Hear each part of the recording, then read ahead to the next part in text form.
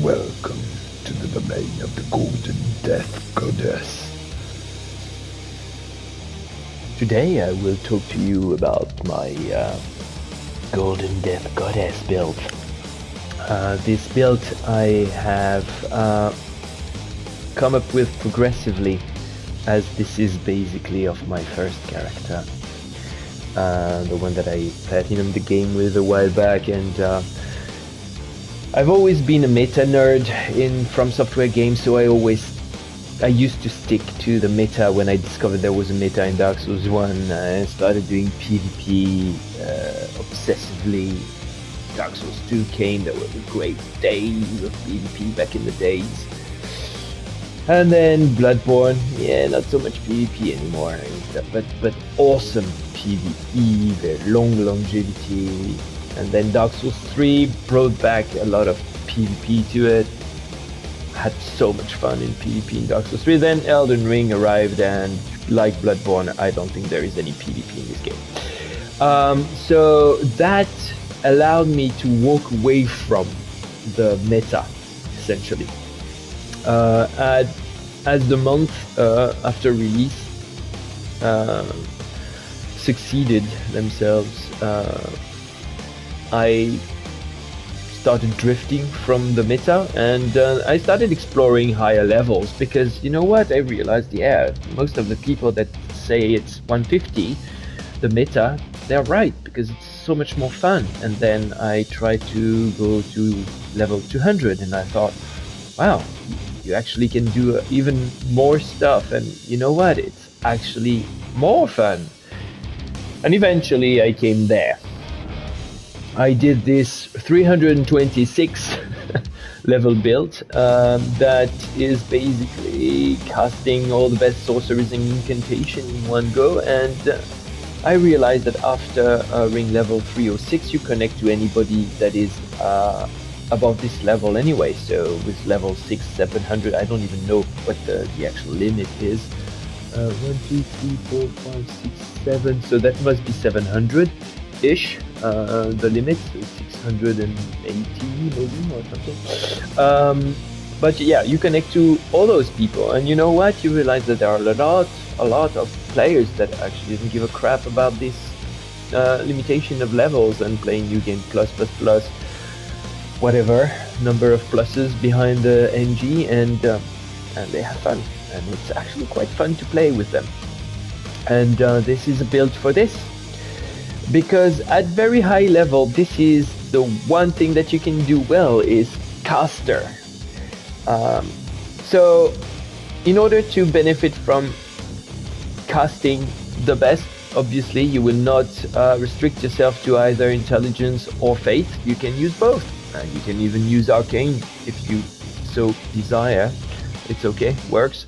But in my case, I have a character that is specialized in sort of arcane draconic incantations. So I have decided to really limit myself to the other types of sorceries and faith spells there. So the Prince of Death staff is the best for sorceries, and the Golden Order seal is the best for incantations when you have reached the cap of 80 in both intelligence and faith. So they are the best. The intelligence, the incantation and sorcery scaling is around 400, give or take. So it's pretty damn good. The fact is that you are a good caster when you cast at maximum speed, really. So 70 dexterity or reaching the casting speed limit is kind of useful.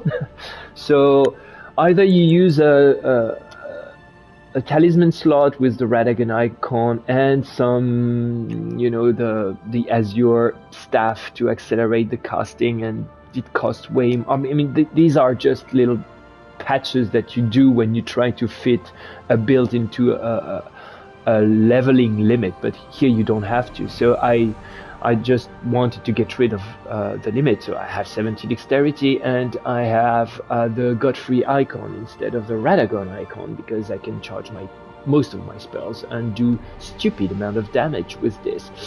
I have the Graven Mask Talisman and the Flux Canvas Talisman to boost both my sorceries and my incantations.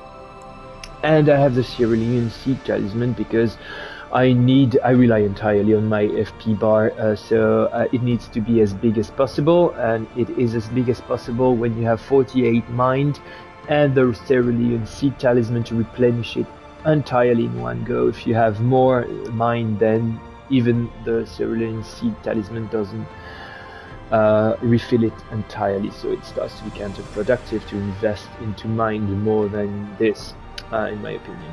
So that's pretty much it for the stats. You know, it's pretty straightforward. Max the hard cap for vigor, the hard cap for mind. I have 40 endurance, but quite frankly I think I can have way less than that, because for my fashion I don't really need that much at all. At one point I tried to light roll, but I don't care anymore. 70 dexterity for the casting speed. Obviously you can bring it to 80 if you want to reach the cap, but it doesn't really matter because what you actually do is use the spells as a damage source more than anything else. That being said, you also have those two charming little greatswords that fit the theme of the build perfectly well, and coincidentally also fit the stat distribution perfectly well. So the Death Poker plus 10, with a B scaling in dexterity, has also an insanely efficient Ash of War that scales off mostly dexterity. Actually, I'm not sure whether it scales off dexterity and intelligence. I think probably both, and intelligence probably better than descaling for the Ash of War. I'm not entirely sure, to be perfectly honest. All I know is that you press L2 and you destroy everything with the Death Poker. It's completely brainless. The Sacred Relic Sword everybody knows because you've been seeing this thing being used and abused 100,000 times, and you probably use it yourself. So yeah, it's a really efficient room cleaner. This is my fashion. I went for a sort of like a Babylonian mythology look with this. I find it fits really well. I called my character Ereshkigal in reference to the goddess of Babylonian mythology, the sovereign of the Anunnaki, the people of the subterranean people of death or something like that, and Ereshkigal is their goddess. And this is the face I came up with the frenzied flame eyes, and the circlet of light and all that. I find it looks so fucking cool. I gave her this hairdo as well because I think it fits also. The dread fits the sort of like dark, exotic kind of, yeah, antique mythology theme. Anyway,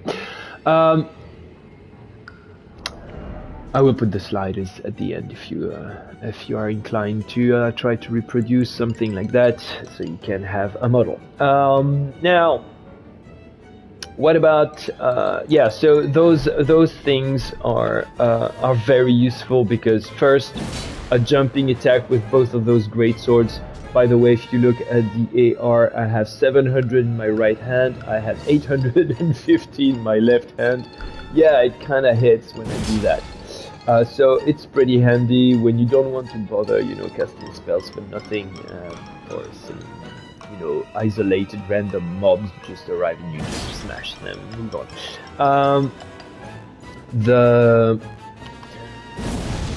Oh my god, this thing doesn't look like much, but it has hyper armor, staggers very efficiently the target that gets locked into this burning, freezing flame swirl.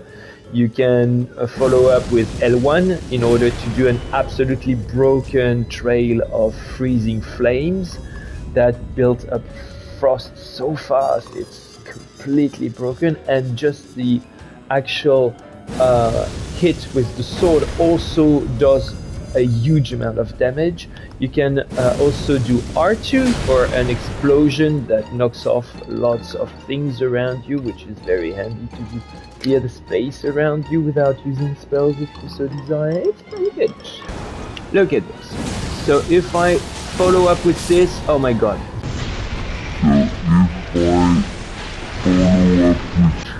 He doesn't even last once. One move. He doesn't have time to take the whole damage, he dies before. So you see how broken this is? It's insane. The Wave of Gold is notoriously broken for being able to just travel huge distances, and look at that, it just kills and destroys everything. It's just ridiculous. Well, you know, everybody's seen that before. Let's see how we can illustrate some of my spells best. Now, what I want to demonstrate here is my spell rotation. My spells are Heal from Afar, Clean Stone Comet Shard, Gavel of Hema, Mesmer's Orb, Black Flame Ritual, Gravitational Missile, Ancient Dragon's Lightning Strike, Pestret Spears, Loretta's Mastery. With that, I can do everything in the game.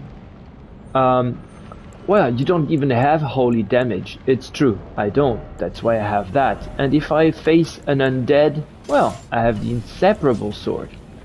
This does absolutely bonkers damage on undead categories of monsters. Also makes you look double cool. Thanks to the light. Ooh. Anyway, I usually prefer this because it's the Inseparable Sword is much more situational, but this one cleanses entire rooms effortlessly. So yeah, my spells. I use Heal from Afar on this build to heal myself. So my distribution of blue juice is 12 versus 2. I have 1 incorporation. That of course is divided by 2. I have 1 incorporation left in case, you know, shit hits the fan. It's always good. The tiers I'm using is Opaline Heart tier and the Green Burst Crystal tier. You know, you can use whatever you want, but the Opaline Heart is hard to pass. And I use the Green Burst Crystal tier because it's I don't want to restrain myself in one type of damage. I can't, because that's the whole point of the game. So I cannot just say, yeah, I will use like the magic burst tier or whatever. So I prefer to replenish very efficiently my stamina, because that maintains my DPS during boss fights. Now, the Heal from Afar is just so good that you can't really pass on it. You shoot it at your feet, you shoot it towards your friends that are being destroyed by something. It's very good. You get back over 1,000 HPs each cast. It's way less than the Earth Tree heal, but the Earth Tree heal costs 20 more FP, costs much more stamina, is located around you only, albeit the area of effect is much bigger. It's 2 or 3 times big, actually 3 times bigger. But that forces you to be there, you know, and this allows you to heal your partners in cooperation while you are away from it. That's the whole point. So yeah, I prefer that on this build. The Gleanstone Comet Shard is my Pew Pew spell. The Pew Pew spell is the one that you can spam from afar and do insane freaking damage for hours, okay? The limitation is your stamina. You can coincidentally also charge it, whereas that's also one of the drawbacks. You can't actually delay your heal like you can with others. This can be charged for very massive damage boost of 50%, so it's really good. Pew-pewing something usually means that the pew-pewed thing will charge you to bite your ass. You have to be ready to welcome it. You have the Gavel of Hema to knock it down with massive hyper armor. You can double Gavel of Hema, obviously, but it's usually a bad idea because the second hit damages the target but doesn't extend the knockdown. So it's a bad idea to double most of the time. You double it if you miss the first one. And then you follow up with something. I really love Mesmer's Orb. You can also charge it. You look super cool and you do massive damage. Magnificent for Wake Up. Then you have to also use some areas of denial spells. The Black Flame Ritual can be charged and do a beautiful wall of flames that you need hyper armor to pass. So very good to either gnaw at the health pool of a boss while you are under his ass and just deplete his life bar progressively and efficiently, or to protect yourself. To protect yourself or to lock someone into the wall of flame and then get them to be expelled out of it and damaged in the process with gravitational missile. Gravitational missile is absolutely bonkers. You can charge it as well. You can make it go very further away and do a constant annoying areas effect, an area of effect that eventually ends up in an explosion that does the real damage, but what it's good at is staggering regularly the opponents, so it delays movements and attacks, and it's really good. But if you aim it at the floor, boom, it's an instantaneous explosion. Pretty good. Ancient Dragon's Lightning Strike is completely broken, especially once charged. Everybody knows that. It's just too good to pass.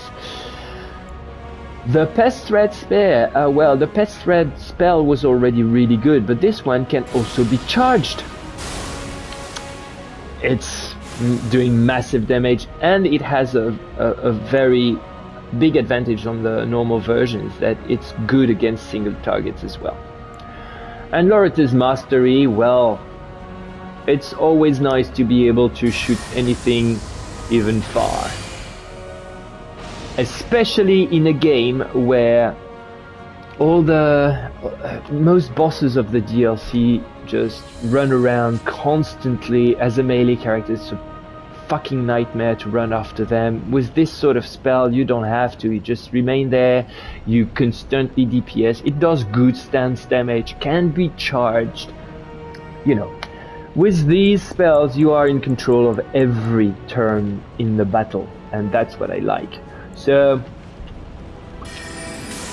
if you just go and explain to your friend that he can't do anything, for example, you can also just do other things. You can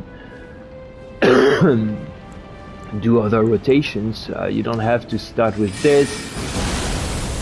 You do that, stagger him, remind him of the fact that you can do whatever you want. Always nice. The core of my casting spells outside of boss fights is Gavel of Hema, Mesmer's Orb, Black Flame Ritual, Gravitational Missile. I barely ever use anything as well. Actually, it's not true. I use a lot Glintstone Comet Shot, obviously, because it's really good. You know, at this distance, you go, hey, wake up! Boom, that's 2,000 points of damage. It's pretty nice. So, yeah, that's pretty much all I have to say for this absolutely awesome build. I have so much fun playing it. I strongly suggest you try playing this sort of build at high level. And with that, I will leave you with a few cooperations. I will put the sliders of my goddess at the end as well. Thank you for watching. Bye. So this is one of the typical situation where I could use most of the tools of the build in a cooperation in one go. So this is the Dragon Cave in the DLC, filled with these undead little things. At the beginning I didn't realize that I didn't have the inseparable sword. I just realized it now. I'm like, oh no, not the right tool for the job. The inseparable sword against undead is just oof, just one hit. And deals insane damage. It's like going through butter with a sharp warm knife. It's easy. So in this cave there are two bosses actually. The one Wiam that is the real boss, that is a mini boss, but that is the actual real boss because it's much harder than the real boss. The real boss being the Dragon Man, that is just a bad joke. He has no poison, just destroy him. But you see how easy it is to go through those guys. Normally those guys are really strong. You probably know that if you have faced them. This is the sort of enemy that is pretty good. This is suddenly this guy that invaded is showing up, and this is what I mean by a combo. This thing is so unescapable. If you get pancaked by the Gavel of Hema, that's it. You will take the second one. Well, unless it lags. I mean, the netcode in Elden Ring being what it is, it is very possible that you actually don't manage to land it, because some weird magic happens very often. And the real boss arrives here. I get hit because I thought that he was basically going to go the other way, but he attracted the wind in my direction. Get hit again because I'm an idiot. Now I realize, oh shit, there's lava everywhere. I really have to take my time. Usually that's where you as a cooperator, you hope that the guy is not dying, because that's so often the case. But at level 300, usually those players kind of know the game, the PvE at least. And I mean, you can't really see the amount of damage that I'm doing right now, but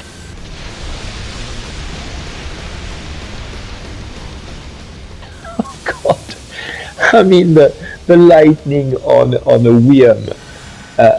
This size, you have like 3 or 4 pillars of lightning that hit him consequentially. Jesus, you obliterate the fucker. Like, I think each spell is about 12 or 15,000 points of damage each. It's just crazy. And then we just walk down to the actual boss that will be obliterated pretty effortlessly as well. This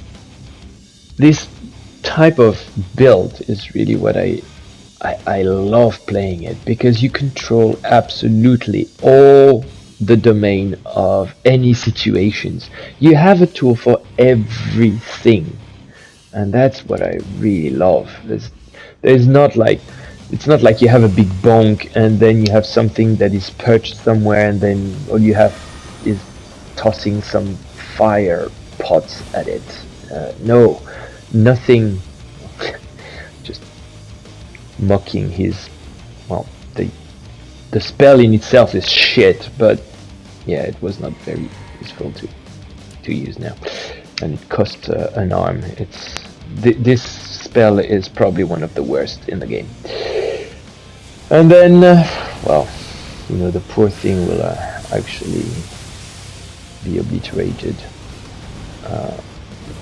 The only drawback of this type of build is that you can't see much of what happens at this ring level. There are explosions everywhere all the time, so it's hard to read what's happening. But yeah, that's it.